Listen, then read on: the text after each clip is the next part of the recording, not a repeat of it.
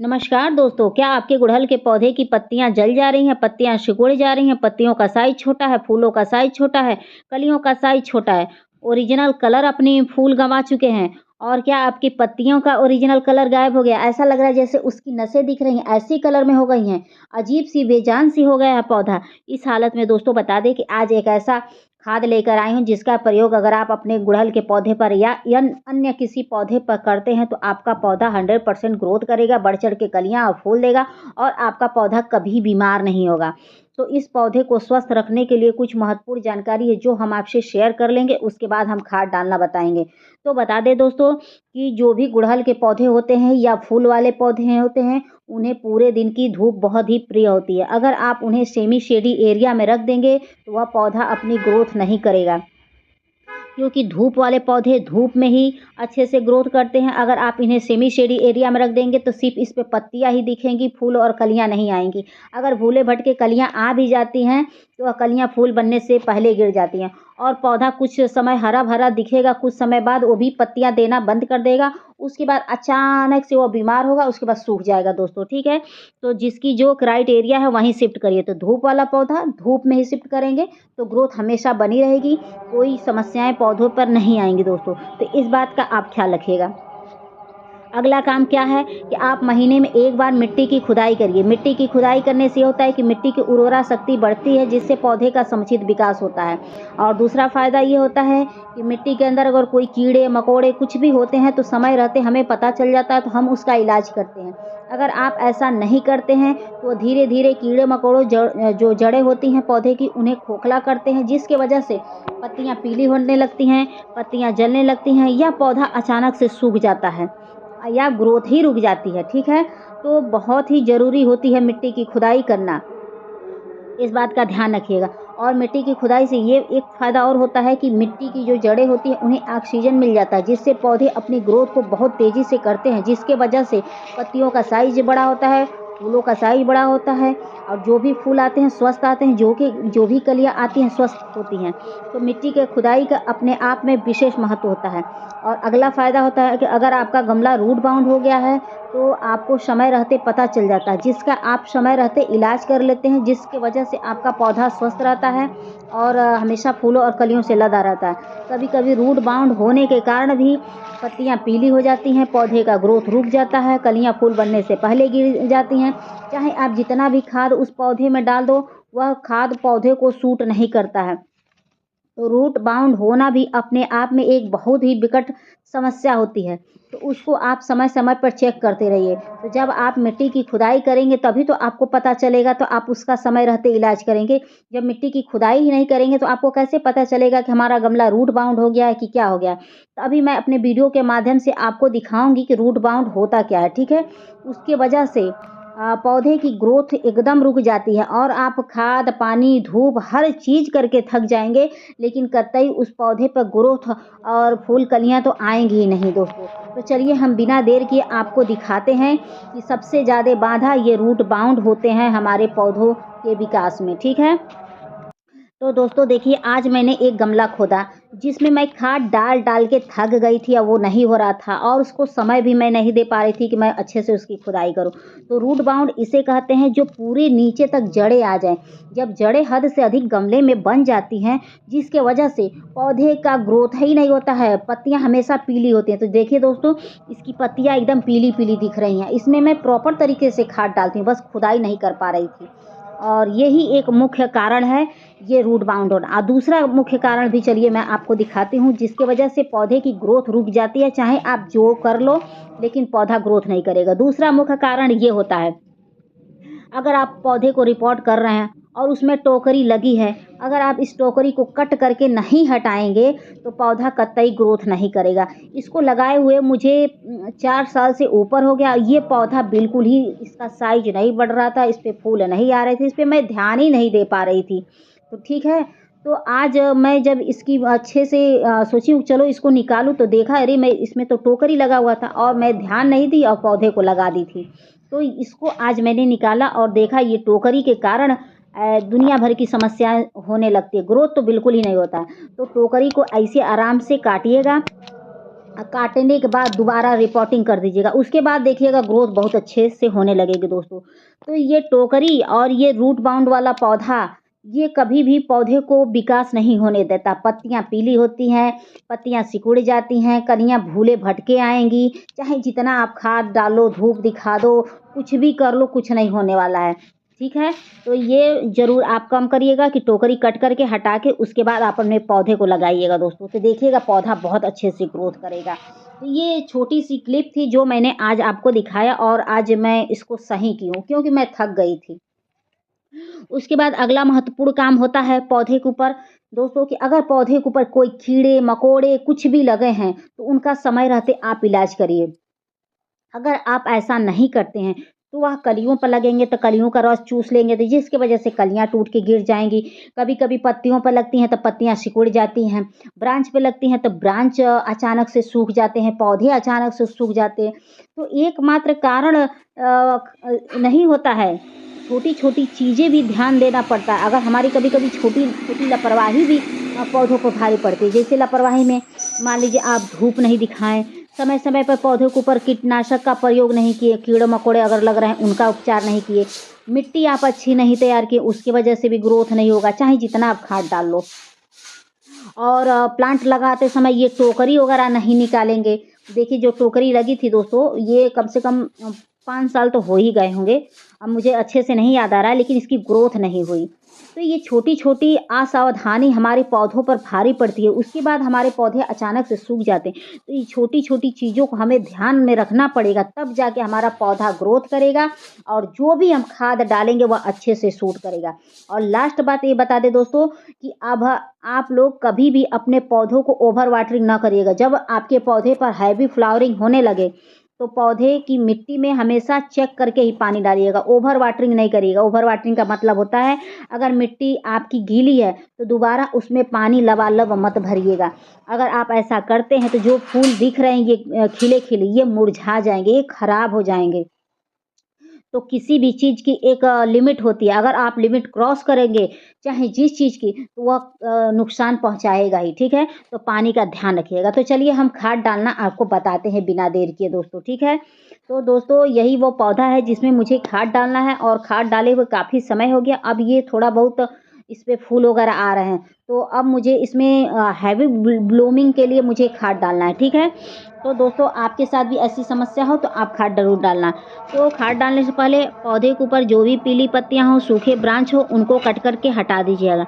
अगर पौधे की मिट्टी में अगर कोई घास वगैरह जमे हो तो उसको हटा दीजिएगा, क्योंकि ये पौधे की एक्स्ट्रा एनर्जी को ले लेती हैं, जिसकी वजह से विकास में बाधा अवरुद्ध होता है। तो ये काम आपको सबसे पहले करना है दोस्तों। ठीक है, इतना अगर करते हैं तो आपका पौधा बहुत अच्छे से ग्रोथ करेगा दोस्तों। तो देखिए आज मुझे इस 2 गमले में खाद डालना है, क्योंकि मैं काफ़ी लंबा समय लग जाता है दोस्तों। मेरे पास इतने पौधे हैं कि एक एक को खाद डालती हूँ फिर भी उसका वो नहीं आ पाता है। तो अब मैं सोची हूँ कि 2-2 गमले को रोज़ निपटाऊंगी दोस्तों। ठीक है, तो खाद डालने से पहले ऐसे मिट्टी की खुदाई कर लीजिएगा। खुदाई करने के बाद हाथों से अच्छे से मसल दीजिएगा मिट्टी को, ताकि आप जो खाद डालें वह खाद अच्छे से मिट्टी में मिल जाए और पौधों को सूट करे। ठीक है, इस बात का आप ध्यान रखिएगा। अगर इतना करते हैं तो आपका पौधा देखिएगा बहुत तेज़ी से ग्रोथ करेगा, टहनियाँ मोटी होने लगेंगी, पौधे की जो पत्तियां हैं वो डार्क हो जाएंगी, जलनी बंद हो जाएगी, मरोड़ रोग बंद हो जाएगा, कलियों का गिरना बंद हो जाएगा। अगर जो जो मैंने आज आपको काम बताए उस काम को करते हुए अगर आप इस खाद को डालते हैं तो ठीक है। तो चलिए हम खाद डालना बताते हैं बिना देर किए दोस्तों, खाद दिखाते हैं। तो देख सकते हैं दोस्तों ये मेरे हाथ में चाय पत्ती है। चाय पत्ती में बता दें दोस्तों कि प्रोटीन, कार्बोहाइड्रेट, फाइबर, खनिज, potash, zinc, magnesium, phosphorus, calcium, iron, copper, manganese भरपूर मात्रा में मिलता है, जो एक पौधे की ग्रोथ के लिए बहुत ही अच्छा होता है। अगर आप इसको अपने पौधे में डाल देते हैं तो पत्तियों का साइज बड़ा होगा, फूलों का साइज बड़ा होगा, पत्तियों का ओरिजिनल कलर होगा। जो पत्तियां अपनी कलर गवा बैठी हैं कलर अच्छे आने लगेंगी, जड़ों का विकास होगा, टहनियों का विकास होगा, टहनियाँ मोटी होने लगेंगी। मतलब पौधे का ये अच्छे से प्रॉपर तरीके से विकास होता है। लेकिन ये बता दें दोस्तों कि ये स्लो गति से काम करता है, फास्ट गति से नहीं काम करता है। तो ये मत सोचिएगा कि आज डाला कल चमत्कार देखने को मिल जाए, तो नहीं। अगर डाल रहे हैं तो 10 दिन बाद ही इसका असर आपको देखने को मिलेगा, ठीक है ना। तो इतना अगर आप कर लेते हैं तो बहुत अच्छे से ग्रोथ। उसके बाद मैंने ये सड़ी हुई गोबर की खाद लिया है दोस्तों। गोबर की खाद डालने से ये होता है कि जो पौधा आपका सूखता हुआ रहता है तो वो हरा भरा हो जाता है। तो दोनों गमलों में मैं एक एक मुट्ठी के करीब डाल रही हूँ दोस्तों। तो आप भी सड़ी हुई गोबर की खाद महीने में 1 बार 2 बार अपने पौधों में ज़रूर डालिए। अगर आप इसको अपने पौधे में डालते हैं तो आपका पौधा हमेशा हरा भरा रहेगा, फूलों से लदा रहेगा। आपके पौधे पर कभी कोई समस्याएं नहीं आएंगी, ठीक है। आपके पौधे पर हमेशा फूल आएंगे, निरंतर आएंगे, बिना रुके फूल आएंगे। अगर लग रहा है कि आपके पौधे की में मरोड़ रोग लग गया है तो वो भी समस्या दूर हो जाएगी। अगर आपका पौधा बीमारी से ग्रसित है तो उस समय आप गोबर की खाद का प्रयोग ज़रूर करिए और चाय पत्ती का। उसके बाद मैंने ये हल्दी लिया है। हल्दी डालने से ये होता है दोस्तों कि अगर आपकी मिट्टी में कोई फंगस वगैरह होगा, कोई ऐसे कीड़े मकोड़े होंगे तो जिससे आपके पौधे को निजात मिल जाएगा। अगर इसको डालते हैं आप मिट्टी में तो आपकी मिट्टी की जो जड़ें हैं, जड़ें मजबूत होंगी। जड़ों तक अगर कोई फंगस वगैरह होगा तो उससे आपके पौधे को बचाव होगा। तो इसको आप महीने में 1 चम्मच आप अपने पौधे में ज़रूर डालिए। अगर आपके पास हल्दी नहीं है दोस्तों तो आप फंगीसाइड पाउडर का भी यूज कर सकते हैं। अगर फंगीसाइड नहीं खरीद सकते हैं तो आप हल्दी 1 चम्मच अपने पौधों में ज़रूर डालिए। ये हर तरह से आपके पौधों को सुरक्षा कवच प्राप्त करेगा। अगर खुदाई के दौरान कुछ जड़ें कट भी जाती हैं तो उससे भी आपके पौधे को सुरक्षा मिलेगी दोस्तों, ठीक है। तो इसको आप ज़रूर डालिए, ये फंगस का काम करता है। अगर इसका छिड़काव अपने पौधों के ऊपर भी करते हैं तो चींटियाँ, कीड़े मकोड़े वो भी इससे भाग जाएंगे।